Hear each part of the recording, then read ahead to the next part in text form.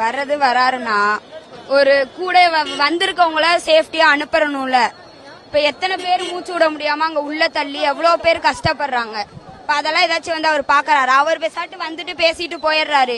இப்ப எத்தனை பேர் ஆம்புலன்ஸ்ல போடுறாங்க. எங்க அம்மா எல்லாம் பாவு எவ்வளவு மூச்சு விட திணறி எவ்வளவு கஷ்டப்பட்டு வந்தாங்க. தமிழக வெற்றி கழகத்தினுடைய தலைவர் இளைய தளபதி விஜய் அவர்கள் தமிழ்நாடு முழுவதும் தன்னுடைய பரப்புரையை ஆரம்பிச்சிருக்காரு. சில இடங்களில் சில அசம்பாவிதங்கள் நடந்துச்சு. அதை யாராலும் இல்லைன்னு மறுக்க முடியாது.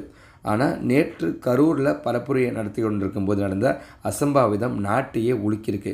கிட்டத்தட்ட 39 பேருக்கு மேலே இறந்துருக்காங்க. அதில் குழந்தைகள், பெண்கள் அனைவரும் அடங்கும். இந்த சம்பவம் நாட்டையே பெரும் அதிர்ச்சிக்குள்ளாக்கியிருக்கு. இந்த சம்பவத்துக்கு காரணம் என்ன? டிவிகே தலைவர் இளைய தளபதி விஜய் அவர்கள் பரப்புரை செய்து கொண்டிருக்கும் போது கூட்டத்தின் நடுவே ஆம்புலன்ஸ் வந்தது ஏன்? முதல்ல ஒரு ஆம்புலன்ஸ் வந்ததன் மூலமாக தான் என்னமோ ஏதோன்னு அப்படின்னு எல்லாருக்கும் பதற்றம் ஏற்பட்டு தள்ளுமுள்ளு ஏற்பட்டதாக சொல்லப்படுது.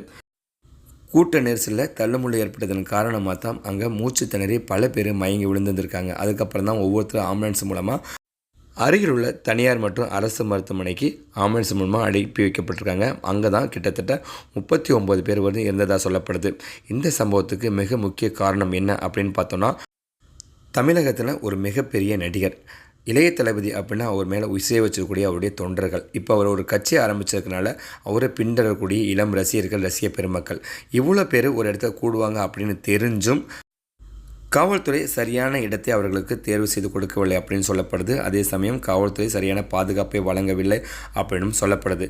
இதெல்லாம் ஒரு காரணமாக சொல்லப்பட்டாலும் நம்ம மக்களுக்கு புத்தி எங்கே போச்சு அப்படின்னா இந்த என்னுடைய பெரிய கேள்வி.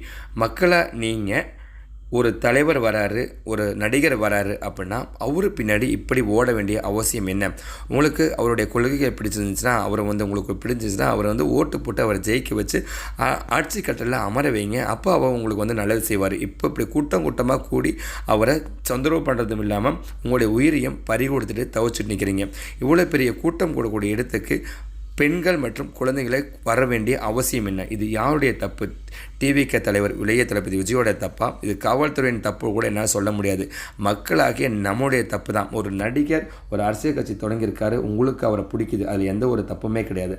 ஆனால் அவரை நேரில் தான் பார்த்து ஆகணும் அப்படின்னு இப்படி முண்டி அடித்து போனது தான் இவ்வளவு இழப்புக்கும் காரணம். தன்னுடைய குழந்தையை இழந்து சிறு பிள்ளைகளை அந்த கூட்டத்துக்கு கூட்டிகிட்டு போகணுமா அப்படிங்கிறதான் பெரிய கேள்வி.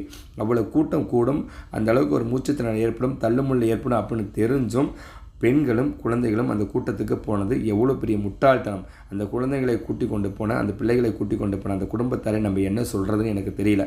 இப்போ கதறி துடிச்சு என்னங்க பிரயோஜனம்? உயிர் போனது தான், இனி அதை திரும்ப வரப்போகிறது கிடையாது.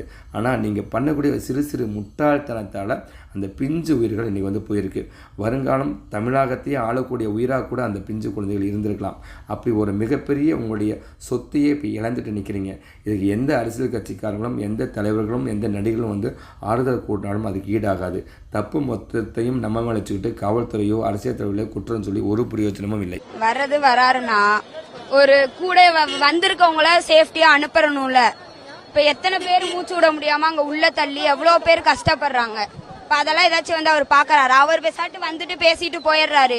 இப்ப எத்தனை பேர் ஆம்புலன்ஸ்ல போடுறாங்க. எங்க அம்மா எல்லாம் பாவு எவ்வளவு மூச்சு விட திணறி எவ்வளவு கஷ்டப்பட்டு வந்தாங்க தெரியுமா? எல்லாரும் நல்லா இருக்காங்க. கஷ்டப்படுறவங்களையும் பாக்கணும்ல. அவ்வளவுதான், எனக்கு இவ்வளவுதான்.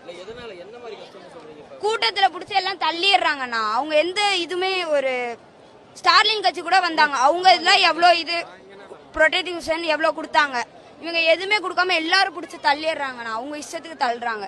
அவர் வர்றது ரைட்டா? வரவங்களுக்கு வந்துட்டு போறவங்களுக்காச்சும் சேஃப்டி கொடுக்கல. ஒவ்வொரு ஊர்ல இருந்து வராங்களா, அவங்களுக்காச்சும் சேஃப்டி கொடுத்து அனுப்பணும்ல. இப்ப கூட்டத்துலனாலும் ஒரு கயிறு கட்டி இந்த மாதிரி ஒரு இது கயிறு கட்டி இந்த மாதிரி இது பண்ணி விட்டாங்கன்னா பரவாயில்ல. அவங்க எதுவுமே பண்ணாதனால எல்லாரும் பிடிச்சி தள்ளி என் தம்பி, எங்க அம்மா, எங்க அண்ணன் யாராலையும் மூச்சு விட முடியல. எங்க மேல உயிர் பழைச்சு வந்தாங்க. இந்த அண்ணா தான் உங்களை காப்பாத்தியே விட்டாங்க. இந்த பெண் கூறுவது போல் அங்கே ஒன்றுமே இல்லை. இந்த பெண் பேசுறது எல்லாம் வந்து ஆளுங்கட்சிக்கு சாதகமாக பேசாமல் தான் இருக்குது. உன்னுடைய பாதுகாப்பை நீ மட்டுமே உறுதி செய்து கொள்ள வேண்டும். காவல்துறை உங்களுக்கு பாதுகாப்பு வழங்க வேண்டும், அது இல்லை என்று நான் சொல்லவில்லை.